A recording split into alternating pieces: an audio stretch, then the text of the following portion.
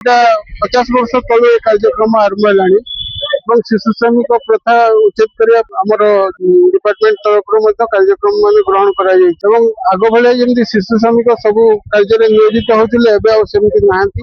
ଶିଶୁ ଶ୍ରମିକର ଯୋଉ ପ୍ରଚାର ପ୍ରସାର ବିରୋଧରେ ପ୍ରଚାର ପ୍ରସାର ନିମନ୍ତେ ଏସବୁ ଶିଶୁ ଶ୍ରମିକ ରଖିବା ଲୋକ ବନ୍ଦ କଲେଣି ଏବଂ ଆମେ ମଧ୍ୟ ଏଇ ପ୍ରତିବର୍ଷ ଏଇ ଜୁନ ମାସରେ ଆମେ 12 ତାରିଖ ଠାରୁ 26 ତାରିଖ ପର୍ଯ୍ୟନ୍ତ ଗୋଟେ ପକ୍ଷ ପାଳନ କରୁଛୁ ଏବଂ ଏ ସଚେତନତା କାର୍ଯ୍ୟକ୍ରମ କରୁଛୁ ଏବଂ ଲୋକମାନଙ୍କୁ ବାର୍ତ୍ତା ଦଉଛୁ ଯେ ସେମାନେ କେମିତି ଶିଶୁ ଶ୍ରମିକ ନିୟୋଜିତ ନ କରିବେ କାହିଁକି ଶିଶୁ ହଉଛନ୍ତି ସମାଜର ଭବିଷ୍ୟତ ତାଙ୍କର ଶିକ୍ଷା ଏବଂ ତାଙ୍କର ଉନ୍ନତି ପଥରେ ଯେମିତି ଏଇ କାର୍ଯ୍ୟ ବାଧା ନ ଦେବ ସେଥିପ୍ରତି ଆମେ ସମସ୍ତେ ସଜାଗ ରହିଛୁ।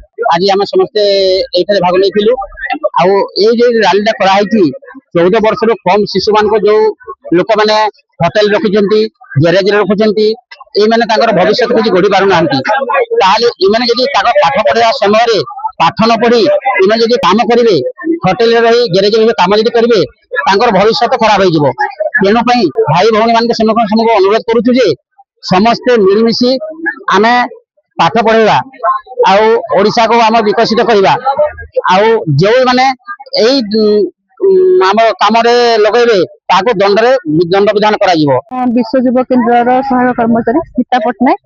ଆଜିର ଆମର ଏଇ ଯୋଉ ଶିଶୁ ଶ୍ରମମୁକ୍ତ ଓଡିଶାରେ ଆମର ଶିଶୁ ମାନଙ୍କୁ ଯେଉଁ ସବୁ ଅଧିକାର ବଞ୍ଚିତ କରାଯାଉଛି ସେଇ ବିଷୟରେ ମୁଁ କିଛି କହିବି।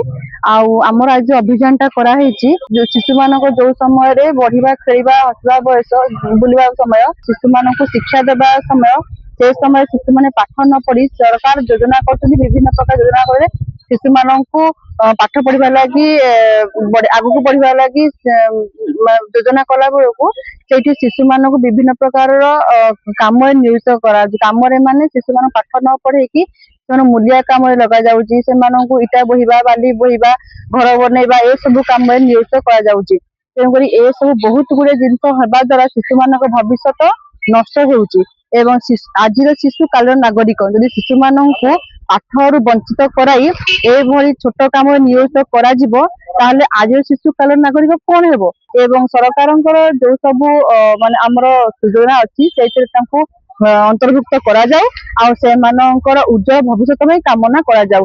ଆଉ ଆଜିର ଆମର ଆମେ ଯୋଉ ଅଭିଯାନରେ ଆଜି ବଢିଛୁ ଆଉ ସେ ଅଭିଯାନଟା ସଫଳ କରାଯାଉ ଏହା ହିଁ ମୋର ଭଗବାନ ଜଗନ୍ନାଥଙ୍କ ଆଗରେ କାମନା।